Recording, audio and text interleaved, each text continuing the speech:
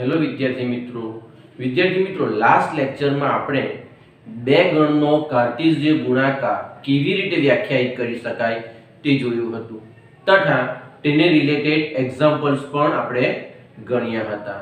આજે આપણે બે ગણના કાર્ટેશિય ગુણાકારની મદદથી એટલે કે ક્રોસ પ્રોડક્ટની મદદથી બે ગણ વચ્ચેનો જે સંબંધ છે તે કેવી રીતે વ્યાખ્યાયિત કરી શકાય તે જોઈશું. બરાબર, તો સંબંધ એટલે શું તેની ડેફિનેશન સૌપ્રથમ આપણે જોઈએ. તો સંબંધ કોને કહેવાય વિદ્યાર્થી મિત્રો? તો જો a is not equal to 5 અને b is not equal to 5 હોય એટલે કે a અને b ખાલી ગણ ન હોય. બીજા શબ્દમાં કેવું તો a અને b શું અરિક્ત ગણ હોય તો a ક્રોસ b ના કોઈ પણ ઉપગણને તમે a ક્રોસ b નો કોઈ પણ ઉપગણ લેવો તે ઉપગણ શું કહેવાશે? તો a થી b પરનો સંબંધ કહેવાશે. બરાબર, એટલે જો a is not equal to 5 અને b is not equal to 5 તો a ક્રોસ b ના કોઈ પણ ઉપગણને a થી b પરનો સંબંધ કહે છે. વિદ્યાર્થી મિત્રો, a થી b પરનો જે સંબંધ છે તેને કઈ રીતે દર્શાવાય તે જોઈએ. તો a થી b પરના સંબંધને r from a to b વડે દર્શાવાય છે. શું વંચાય? અને r from a to b વડે દર્શાવાય છે. આપણે ઉદાહરણ દ્વારા સમજીએ. દાખલા તરીકે મારી પાસે કોઈ એક ગણ છે a બરાબર છગડીયા કૌંસમાં a અને બીજો ગણ છે b બરાબર 1,2. તો a ક્રોસ b શું થશે વિદ્યાર્થી મિત્રો? તો આપણને ખબર છે સંબંધને વ્યાખ્યાયિત કરવા માટે સૌપ્રથમ a ક્રોસ b ની આપણને જરૂર પડશે. બરાબર, a ક્રોસ b વગર સંબંધને વ્યાખ્યાયિત ન કરી શકીએ અને સંબંધ વગર વિધેયને વ્યાખ્યાયિત ન કરી શકાય. બરાબર, તો આપણે a ક્રોસ b ની મદદથી સંબંધને વ્યાખ્યાયિત કરવાના છે એટલે સૌપ્રથમ a ક્રોસ b ની જરૂર આપણને પડશે. તો આપણે શું કરીએ? a ક્રોસ b શોધી કાઢીએ. હવે a ક્રોસ b શું થશે વિદ્યાર્થી મિત્રો? તો a ક્રોસ છગડીયા કૌંસમાં 1,2 બંનેનો ક્રોસ ગુણાકાર દરેકને આવડે જ છે, ઘણા બધા એક્ઝામ્પલ ગણ્યા છે આપણે. તો શું થશે? તો a1 a2 એટલે a ક્રોસ b ના ઘટકોની સંખ્યા કેટલી મળશે વિદ્યાર્થી મિત્રો? તો 1 2 એટલે 2 મળશે. એટલે કે number of a cross b શું થશે? 2 થશે. હવે number of a cross b જો 2 થાય તો a ક્રોસ b ના ઉપગણોની સંખ્યા કેટલી થાય? તો આપણને ફોર્મ્યુલા ખબર છે કે a ક્રોસ b ના ઉપગણોની સંખ્યા બરાબર 2 જેના ઉપગણોની સંખ્યા શોધવાની હોય તેના સભ્યની સંખ્યા. તો a ક્રોસ b ના ઉપગણની સંખ્યા શોધવાના છે તો એના સભ્યની સંખ્યા એટલે 2 n of a cross b. હવે n of a cross b કેટલા છે? 2 છે એટલે 2 સ્ક્વેર = 4. એટલે a ક્રોસ b ના આપણને કેટલા ઉપગણો મળશે? 4 ઉપગણો મળશે. કયા કયા મળે? તો a ક્રોસ b ના ઉપગણો તો આપણે જાણીએ છીએ કે ખાલી ગણ એ દરેક ગણનો ઉપગણ છે એટલે એક ઉપગણ તો તમને ખાલી ગણ મળવાનો જ. બીજો, દરેક ગણ પોતે પણ પોતાનો ઉપગણ છે એટલે a ક્રોસ b છે પોતે પણ પોતાનો ઉપગણ છે એટલે બીજો એક સંબંધ કયો મળવાનો? a cross b. a cross b એટલે શું? તો a1 a2 છગડીયા કૌંસમાં આ શું છે વિદ્યાર્થી મિત્રો? તો આ છે a ક્રોસ b છે. બરાબર, આ શું છે? a ક્રોસ b છે. ચાલો બે તો મળવાના. હવે શું થશે વિદ્યાર્થી મિત્રો? તો સૌપ્રથમ આપણે સિંગલ ઘટકો વાળા ઉપગણ લઈએ. તો સિંગલ ઘટકો વાળા ઉપગણ કયા મળવાના? તો પહેલો મળશે a1 અને બીજો મળશે a2. બરાબર, અને ડબલ ઘટકો વાળા તો આવી જ ગયા a ક્રોસ b. એટલે ટોટલ આપણને 4 ઉપગણ મળે તે કયા મળશે? તો ખાલી ગણ મળશે, છગડીયા કૌંસમાં a,1 મળશે, છગડીયા કૌંસમાં a,2 મળશે અને a ક્રોસ b અથવા બીજા શબ્દમાં કેવું તો છગડીયા કૌંસમાં a1, a2. આ 4 આપણને ઉપગણો મળશે. વિદ્યાર્થી મિત્રો, હમણાં જ મેં તમને કહ્યું છે કે a ક્રોસ b નો કોઈ પણ ઉપગણ હોય ને તેને શું કહેવાય? a થી b પરનો સંબંધ. એટલે ખાલી ગણને શું કહેવાશે? a થી b પરનો સંબંધ. અને શું કહેવાશે? તો a થી b પરનો સંબંધ. અને શું કહેવાશે? તો a થી b પરનો સંબંધ. અને શું કહેવાશે? a થી b પરનો સંબંધ. તો જેટલા ઉપગણ મળે ને વિદ્યાર્થી મિત્રો એટલા જ આપણને સંબંધ મળવાના છે. બરાબર, એટલે આપણને કેટલા સંબંધ મળશે?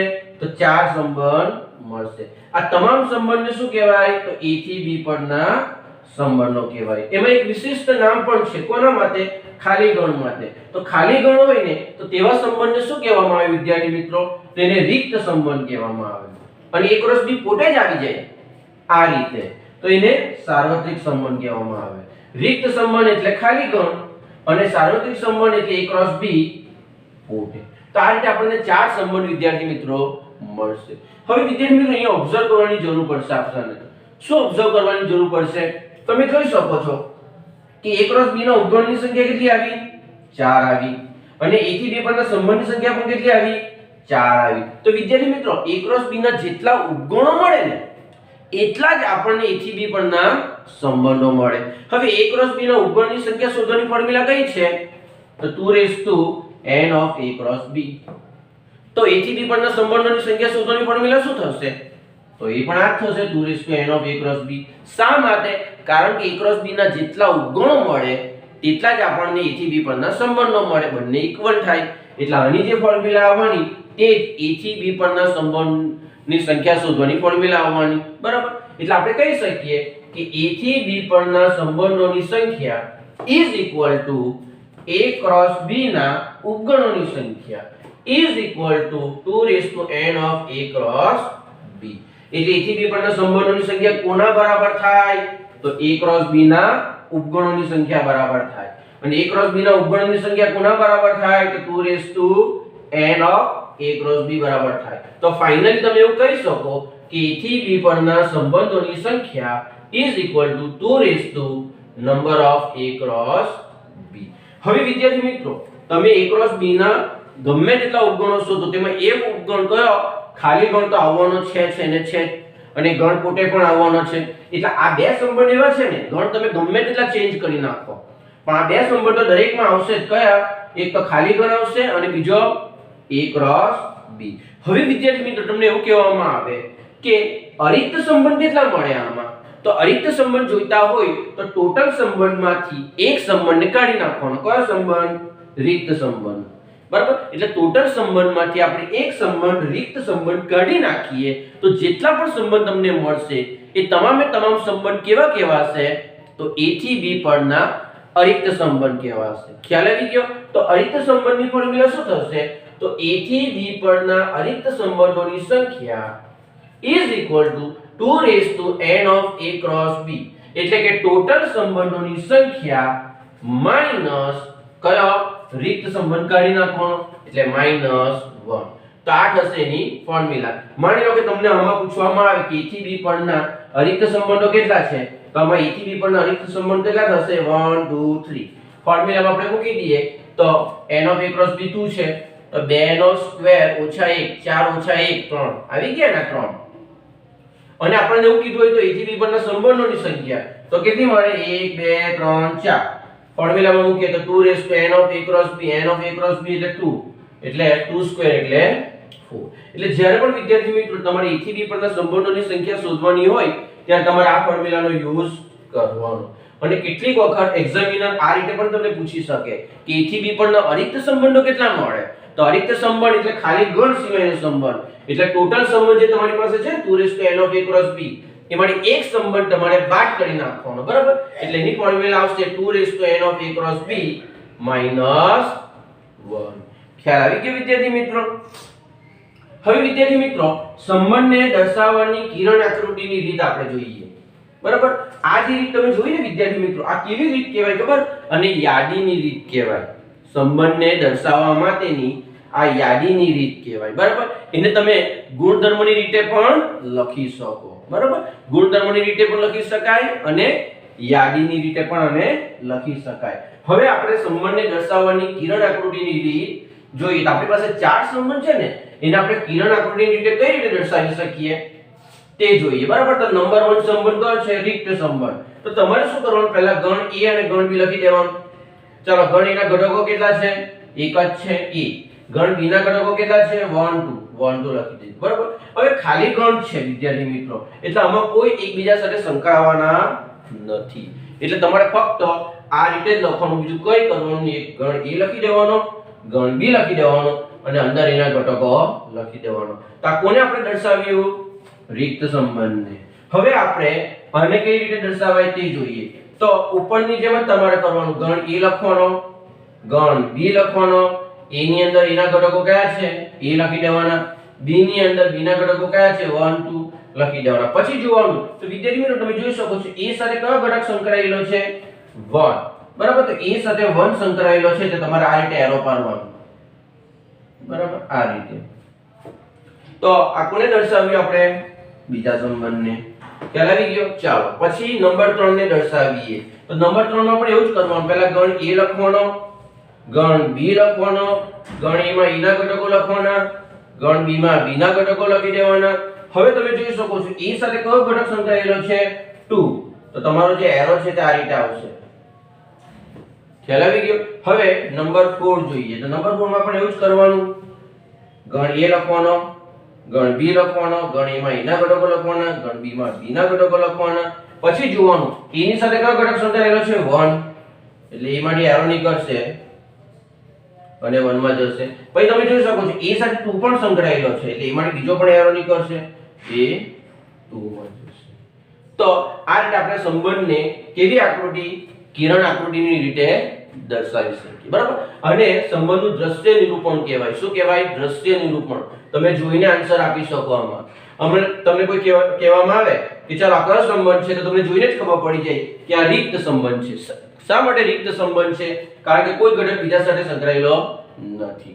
આ સંબંધ જોઈને તમને ખબર પડી જાય કયો સંબંધ છે, તો A,1 છે. જોઈ શકો તમે છગડીયા કૌંસમાં.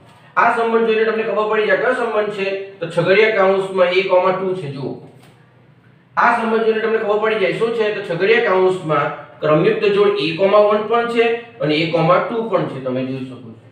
બરાબર. તો આ રીતે આપણે સંબંધને કિરણ આકૃતિની રીતે પણ દર્શાવી શકીએ. ખ્યાલ આવી ગયો વિદ્યાર્થી મિત્રો? હવે વિદ્યાર્થી મિત્રો જોજો કેટલીક બાબતો યાદ રાખવાની છે. ખૂબ જ સરળ છે. નંબર 1 કે સંબંધને યાદીની સ્વરૂપમાં કે ગુણધર્મોના સ્વરૂપમાં દર્શાવી શકાય છે. આ જે રીત છે તે કેવી? યાદીની રીત છે.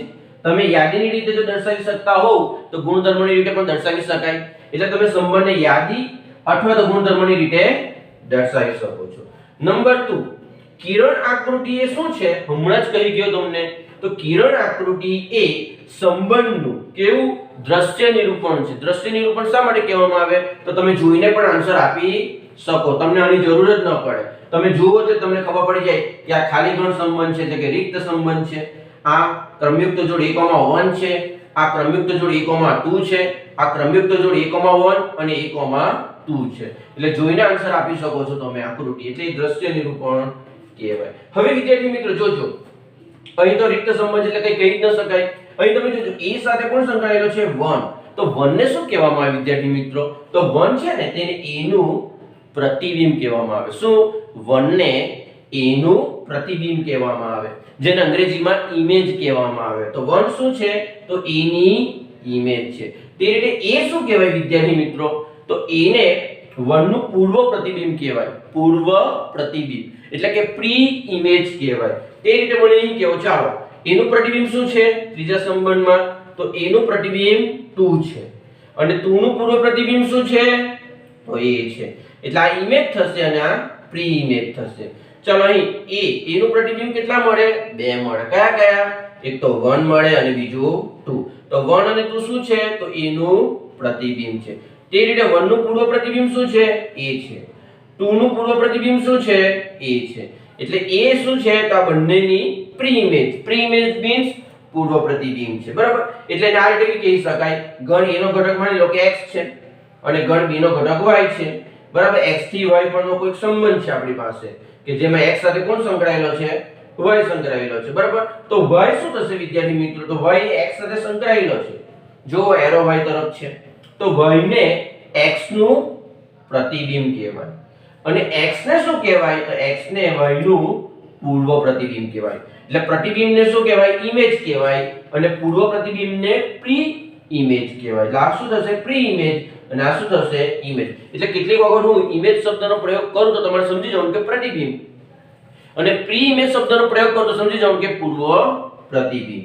હવે જોજો પ્રતિબિંબ હંમેશા બીજા ગણમાં આવે અને પૂર્વ પ્રતિબિંબ હંમેશા પહેલા ગણમાં આવે. ખ્યાલ આવી ગયો? બીજું જ્યારે આપણે x અને y ની વાત કરીશું વિદ્યાર્થી મિત્રો આ રીતે કે ક્રમયુક્ત જોડ x, y ની વાત, ત્યારે તમારે સમજી જવાનું કે પહેલો ઘટક એ ગણ A માં આવશે એટલે કે પહેલા ગણમાં આવશે અને બીજો ઘટક હંમેશા શું? તો બીજા ગણમાં આવશે. ખ્યાલ આવી ગયો? એટલે આવું લખો તો સમજી જવાનું કે x belongs to A છે એટલે કે પહેલો ગણ છે અને y belongs to B છે એટલે કે બીજો ગણ છે. આ તમારે હંમેશા માટે યાદ રાખવાનું છે. ખ્યાલ આવી ગયો ને? આટલું લખી લો. વિદ્યાર્થી મિત્રો, દરેક જણને સંબંધ કોને કહેવાય તે ખ્યાલ આવી ગયો. કોને કહેવાય સંબંધ? તો જો A અને B બે અરિક્ત ગણ હોય, એટલે કે ખાલી ગણ ન હોય, તો A ક્રોસ B ના કોઈ પણ ઉપગણને તમે A થી B પરનો સંબંધ કહી શકો. જેમાં બે વિશિષ્ટ પ્રકારના સંબંધ પણ આવી જાય છે. કયા? એક તો સાર્વત્રિક સંબંધ અને બીજો રિક્ત સંબંધ. રિક્ત સંબંધ એટલે ખાલી ગણ અને સાર્વત્રિક સંબંધ એટલે A ક્રોસ B. હવે વિદ્યાર્થી મિત્રો, સંબંધ R નો પ્રદેશ, તેનો વિસ્તાર અને તેનો સહપ્રદેશ કઈ રીતે વ્યાખ્યાયિત થાય તે આપણે જોઈએ. તો સૌપ્રથમ આપણે R નો પ્રદેશ કઈ રીતે વ્યાખ્યાયિત થાય તે જોઈએ. તો R નો પ્રદેશ, જેને અંગ્રેજીમાં ડોમેન કહેવામાં આવે, કઈ રીતે વ્યાખ્યાયિત થાય? તો ક્રમયુક્ત જોડના પ્રથમ ઘટકોથી બનતો ગણ, એને શું કહેવામાં આવે? R નો પ્રદેશ કહેવામાં આવે. હવે વિદ્યાર્થી મિત્રો, ક્રમયુક્ત જોડ એનો મતલબ એવો થયો કે તમને જે સંબંધ આપવામાં આવશે ને તે યાદીની રીતે આપવામાં આવશે. હવે જ્યારે સંબંધ તમને યાદીની રીતે આપવામાં આવે ત્યારે શું થશે? તો છગડીયા કૌંસની અંદર તમને શું ક્રમયુક્ત જોડ આપવામાં આવશે. હવે એ ક્રમયુક્ત જોડમાં જે પ્રથમ ઘટક હશે ને વિદ્યાર્થી મિત્રો, એ તમામ પ્રથમ ઘટકોનો તમારે એક ગણ બનાવવાનો, અને એ ગણને શું કહેવામાં આવે વિદ્યાર્થી મિત્રો? તો એને R નો પ્રદેશ કહેવામાં આવે. આપણે એના ઉદાહરણો પણ જોઈશું. ખ્યાલ આવી ગયો? એટલે ક્રમયુક્ત જોડના પ્રથમ ઘટકથી બનતા ગણને શું કહેવામાં આવે? R નો પ્રદેશ કહેવામાં આવે. અથવા બીજા શબ્દમાં કહેવું તો તમને કિરણ આકૃતિ સ્વરૂપે આપવામાં આવે તો શું થશે વિદ્યાર્થી મિત્રો? જો તમને કિરણ આકૃતિ સ્વરૂપે આપવામાં આવે ને, તો જેમાંથી તીર નીકળે એ તમામ ઘટકોથી બનતા ગણને શું કહેવામાં આવે? તો R નો પ્રદેશ. બંનેનો મીનિંગ સેમ જ થાય વિદ્યાર્થી મિત્રો. ક્રમયુક્ત જોડનો પ્રથમ ઘટક લેવો કે જેમાંથી તીર નીકળે તે ઘટક લેવો, એ બંને ઘટક કેવા આવે? સેમ જ આવવાના છે, બરાબર. પરંતુ બંનેને દર્શાવવાની રીત અલગ છે. એકને આપણે યાદીની રીતે દર્શાવીએ છીએ, તો બીજાને આપણે શું કરીશું? દ્રશ્ય નિરૂપણ મીન્સ કિરણ આકૃતિની રીતે દર્શાવીશું, બરાબર. તમે આકૃતિમાં જોઈ શકો છો કે આમાંથી માની લો કે 1 2 3 4 આ ચાર ઘટકોમાંથી તીર નીકળ્યા છે. તો ચારે ચાર ઘટકને હું છગડીયા કૌંસમાં લખું તો મને જે ગણ મળશે ને તેને શું કહેવાશે? R નો પ્રદેશ. એટલે જેમાંથી તીર નીકળે તેને શું કહેવામાં આવે? R નો પ્રદેશ. એટલે કે ક્રમયુક્ત જોડનો પ્રથમ ઘટક. એટલે એને લખવું હોય તો આ રીતે પણ લખાય, x જ્યાં x, y belongs to R. એટલે x, y belongs to R હોય ને વિદ્યાર્થી મિત્રો, તો જે x છે એટલે કે ક્રમયુક્ત જોડનો પ્રથમ ઘટક છે એનાથી જે ગણ બને ને વિદ્યાર્થી મિત્રો, તેને શું કહેવાય? R નો પ્રદેશ કહેવાય, એટલે કે ડોમેન કહેવાય. હવે R નો વિસ્તાર કોને કહેવાય તે આપણે જોઈએ. તો ક્રમયુક્ત જોડના બીજા ઘટકોથી બનતો ગણ. ક્રમયુક્ત જોડ હોય તેનો જે બીજો ઘટક હોય ને એનાથી જે ગણ બને ને તેને શું કહેવામાં આવે? તો R નો વિસ્તાર. વિસ્તારને અંગ્રેજીમાં રેન્જ કહેવાય છે. બીજા શબ્દમાં કેવું તમને, તો જેમાં તીર જાય, તમે જોઈ શકો કયા ઘટકમાં તીર જાય છે? આ ચારમાંથી. તો આ બે ઘટકોમાં તીર એન્ટર થાય છે, એટલે જેમાં તીર જાય એ ઘટકોથી બનતા ગણને શું કહેવાય? તો એને R નો વિસ્તાર કહેવાય, બરાબર. એટલે કે છગડીયા કૌંસમાં y જે x, y belongs to R. એટલે કે ક્રમયુક્ત જોડના બીજા ઘટકથી બનતો ગણ એને R નો વિસ્તાર કહેવાય. તો R નો પ્રદેશ કોને કહેવાય? તો ક્રમયુક્ત જોડના પ્રથમ ઘટકોથી બનતો ગણ, એટલે કે જેમાંથી તીર નીકળે તે ઘટકોથી બનતો ગણ. વિસ્તાર એટલે તો ક્રમયુક્ત જોડના બીજા ઘટકોથી બનતો ગણ, એટલે કે જેમાં તીર જાય તે ઘટકોથી બનતો ગણ. ખ્યાલ આવી ગયો વિદ્યાર્થી મિત્રો? વિદ્યાર્થી મિત્રો, અહીં તમે જોઈ શકો છો 1 2 3 4 5 6 6 ઘટક છે, પરંતુ તીર શેમાંથી નીકળે? આ ચારમાંથી જ નીકળે છે, જોઈ શકો છો. તો આ જે ચાર ઘટક છે ને એનાથી જે ગણ બનશે ને એને R નો પ્રદેશ કહેવાશે. તમે અહીં પણ જોઈ શકો છો કેટલા ઘટક છે? 1 2 3 4. પરંતુ તીર શેમાં એન્ટર થાય છે? તો આ બે ઘટકોમાં જ એન્ટર થાય છે. એટલે જે ઘટકમાં એન્ટર થાય ને તીર એ ઘટકોથી બનતો ગણ એ શું કહેવાય? R નો વિસ્તાર. બીજા શબ્દમાં કેવું તો આ ક્રમયુક્ત જોડનો બીજો ઘટક કહેવાય. જે રીતે આ ચાર ક્રમયુક્ત જોડના પ્રથમ ઘટક કહેવાય ને તે જ રીતે આ બે શું થશે? તો ક્રમયુક્ત જોડના બીજો ઘટક થશે. ખ્યાલ આવી ગયો? હવે આપણે R નો સહપ્રદેશ કોને કહેવાય વિદ્યાર્થી મિત્રો તે જોઈએ. તો સહપ્રદેશને અંગ્રેજીમાં કહેવાય છે કોડોમેન. શું કહેવાય? કોડોમેન. હવે કઈ રીતે વ્યાખ્યાયિત કરી શકાય તે જોઈએ. તો તમને કોઈ સંબંધ R from A to B આપેલો હોય ને વિદ્યાર્થી મિત્રો, તો R from A to B માં B ને શું કહેવામાં આવે? R નો સહપ્રદેશ કહે છે.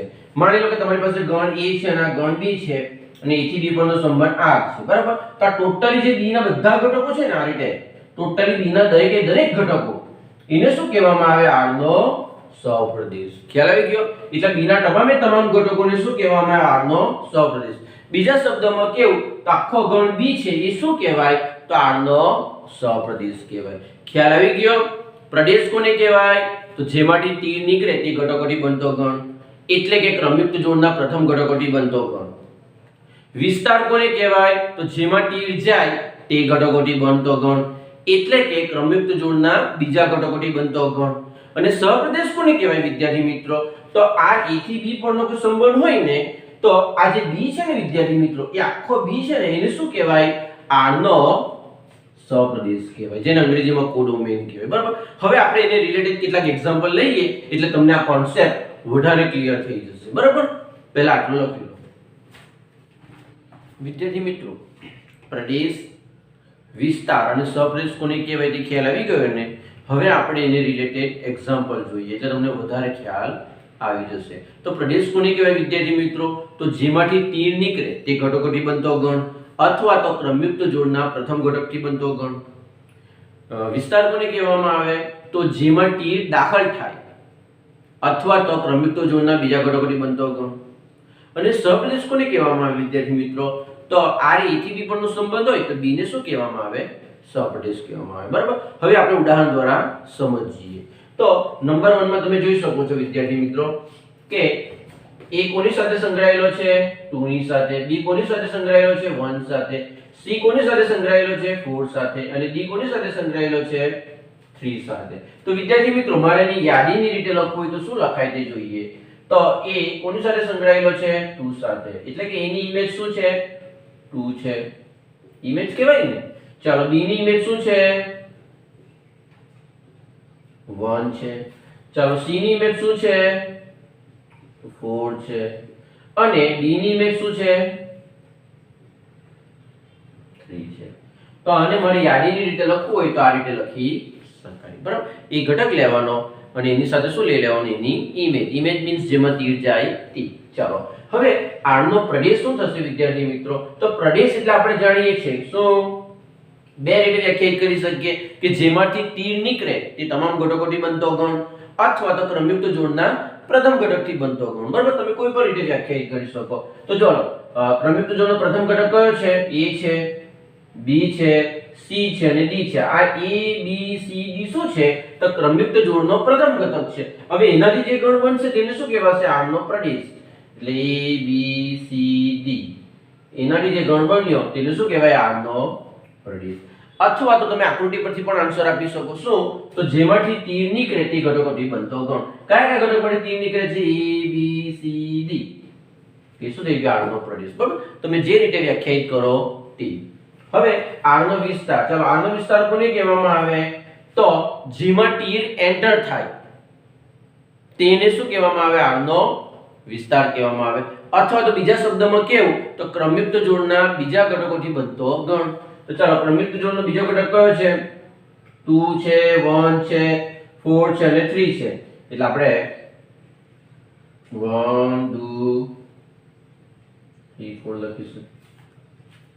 અથવા આકૃતિ પરથી આન્સર આપવો હોય તો જેમાં ટી એન્ટર થાય તો કોનામાં એન્ટર થાય? તો 1 માં થાય, 2 માં થાય, 3 માં થાય અને 4 માં થાય.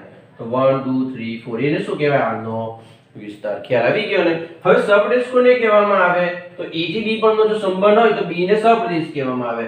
એટલે આનો સહપ્રદેશ શું થશે? B થશે. અને B એટલે તો B ની અંદર તો 1 2 3 4 છે.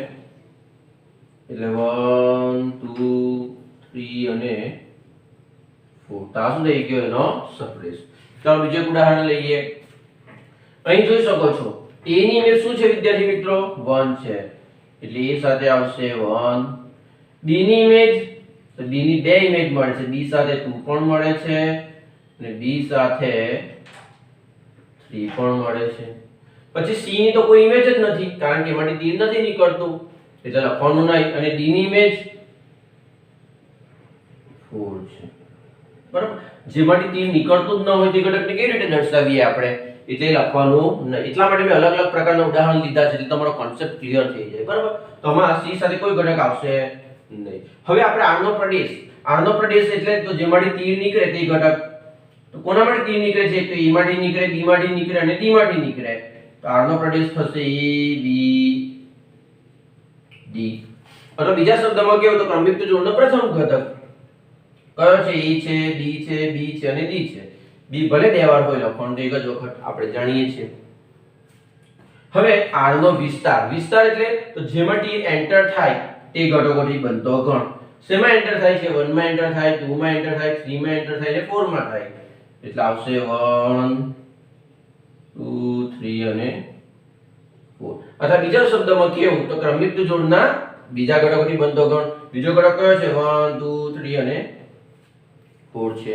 બરાબર. હવે સહપ્રદેશ તો આપણને ખબર જ છે, a થી b પરનો સંબંધ હોય. આ b છે વિદ્યાર્થી મિત્રો. તો a થી b પરનો સંબંધ હોય તો શું કહેવાય? b ને સહપ્રદેશ કહેવાય. ને b એટલે શું છે અહીંયા? તો b એટલે 1 2 3 4 જ છે. ચાલો ઓકે. હવે વિદ્યાર્થી મિત્રો નંબર 3 જોઈએ. r a થી b પરનો સંબંધ છે. પહેલા આપણે r ને દર્શાવવું છે યાદીની રીતે. તો કઈ રીતે દર્શાવાય? ચાલો, a ની ઇમેજ શું છે વિદ્યાર્થી મિત્રો? તો a ની ઇમેજ 1 છે. b ની ઇમેજ, તો b ની ઇમેજ પણ 1 છે. ઇમેજ એટલે જેમાંથી તીર નીકળીને જેમાં જાય તે. e માંથી નીકળીને 1 માં જાય એટલે 1 ની ઇમેજ કહેવાય. b માંથી નીકળીને પણ 1 માં જાય એટલે b ની ઇમેજ પણ 1 કહેવાશે. ખ્યાલ આવી ગયો ને? જેમાં તીર જાય ને તેની ઇમેજ કહેવાય. ચાલો, c ની ઇમેજ, c માંથી તીર નીકળીને શેમાં જાય?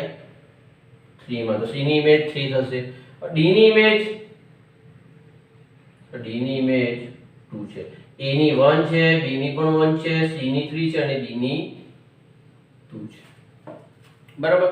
ચાલો, હવે r નો પ્રદેશ કોને કહેવાય? તો જેમાંથી તીર નીકળે તે ઘટકોથી બનતો ગણ. શેમાંથી તીર નીકળે? a b c d. r નો પ્રદેશ આવશે a b c d.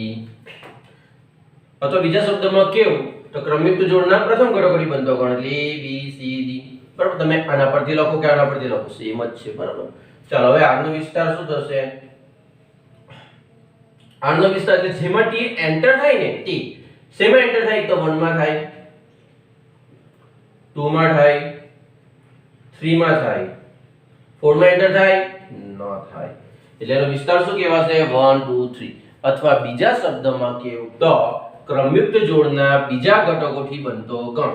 ક્રમયુક્ત જોડનો બીજો ઘટક છે 1 3 અને 2. એટલે કે 1 2 3.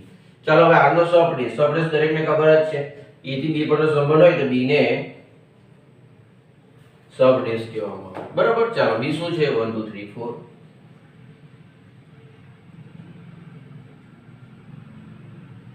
બરાબર. એટલે પ્રદેશ એટલે શું? તો જેમાંથી તીર નીકળે તે. શેમાંથી નીકળે? a b c d માંથી. વિસ્તાર કોને કહેવાય? તો જેમાં તીર એન્ટર થાય. શેમાં એન્ટર થાય? 1 2 3 4 માં. જોઈ શકો છો. સહપ્રદેશ કોને કહેવાય? તો a થી b પરનો સંબંધ હોય તો b ને સહપ્રદેશ કહેવાય. b એટલે 1 2 3 4. ચાલો, આની વાત કરીએ. બરાબર. પ્રદેશ એટલે જેમાંથી તીર નીકળે તે. શેમાંથી નીકળે? એક તો e માંથી નીકળે, b માંથી નીકળે અને d માંથી. c માંથી કોઈ તીર નીકળતું નથી એટલે એ પ્રદેશમાં આવશે નહીં. એટલે a b d. વિસ્તાર તો જેમાં તીર એન્ટર થાય તો 1 2 3 4 એમાં એન્ટર થાય છે. અને સહપ્રદેશ કોને કહેવાય? તો b ને. b એટલે 1 2 3 4. ચાલો, હવે આની વાત કરીએ. બરાબર.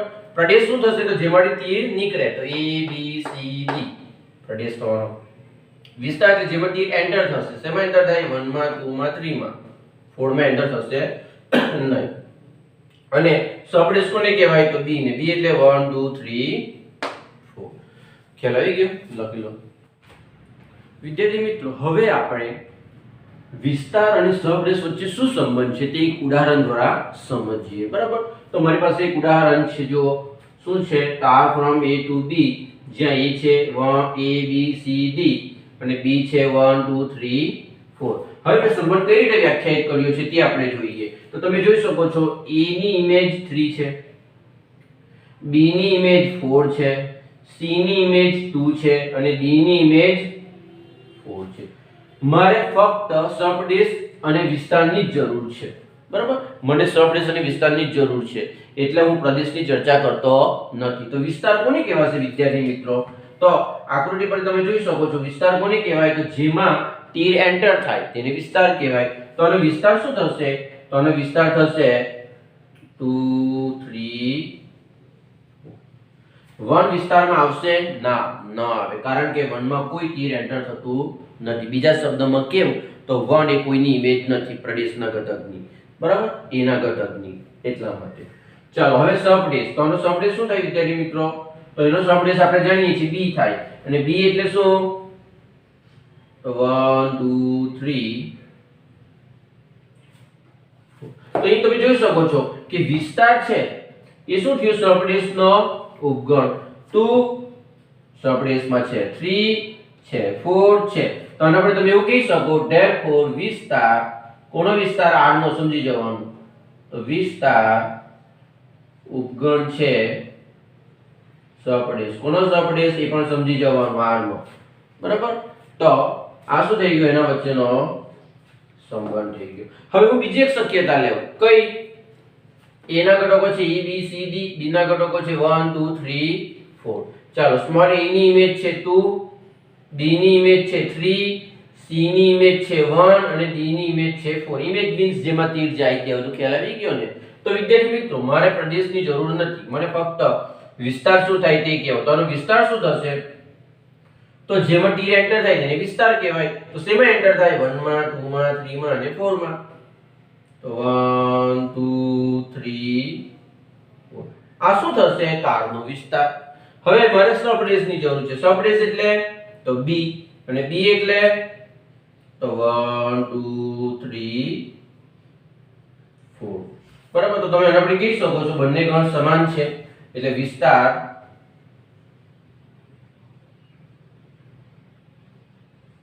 is equal to સપ્રદેશ. વિસ્તાર એટલે કોનો? r નો. સપ્રદેશ એટલે કોનો? r નો. તા બીજી શક્યતા આવે. તો વિદ્યાર્થી મિત્રો જ્યારે તમે બે ગણ લેવો a અને b અને એના વચ્ચેનો જ્યારે સંબંધને વ્યાખ્યાયિત કરો ને એટલે બે પોસિબિલિટી આવે. કઈ? વિસ્તાર એ સપ્રદેશનો ઉપગણ હોય અથવા વિસ્તાર એ સપ્રદેશ બરાબર હોય. આ સિવાય બીજી કોઈ શક્યતા આવે નહીં. એટલે મારે વ્યાપક રીતે લખવું હોય બંને વચ્ચેનો સંબંધ તો આ રીતે લખી શકાય. વ્યાપક રીતે શું કહી શકીએ આપણે? તો વિસ્તાર કોનો? r નો ઉપગણ છે અને ઇક્વલ બી આવે હાટે, આ રીતે લખાય, બરાબર. ઉપગણ પણ આવી શકે અથવા ઇક્વલ પણ આવી શકે, એટલે લખવું હોય તો આ રીતે લખાય, બરાબર. શું થાય? સપ્રદેશ, બરાબર. તો આ તમારે યાદ રાખવાનું. ખ્યાલ આવી ગયો? એટલે વિસ્તાર એ સપ્રદેશનો ઉપગણ હોઈ શકે અથવા વિસ્તાર એ સપ્રદેશ બરાબર હોઈ શકે. આ સિવાય ત્રીજી કોઈ પોસિબિલિટી આવે નહીં. બંનેને કમ્બાઈન કરીને લખો તો વિસ્તાર ઉપગણ છે અથવા ઇક્વલ છે સપ્રદેશ. તો બરાબર. તો આ શું થયું? વિસ્તાર અને સપ્રદેશ વચ્ચેનો સંબંધ. ખ્યાલ આવી ગયો? સપ્રદેશ કોને કહેવાય વિદ્યાર્થી મિત્રો? તો સમે જે આખો ગણ છે ને આ બી, આખા ગણને શું કહેવામાં આવે? સપ્રદેશ કહેવામાં આવે. અને વિસ્તાર કોને કહેવામાં આવે વિદ્યાર્થી મિત્રો? તો જેમાં તીર એન્ટર થાય એટલે કે ક્રમિક જોડનો બીજો ઘટક, એને શું કહેવામાં આવે? વિસ્તાર કહેવામાં આવે. ખ્યાલ આવી ગયો ને? લખી લો.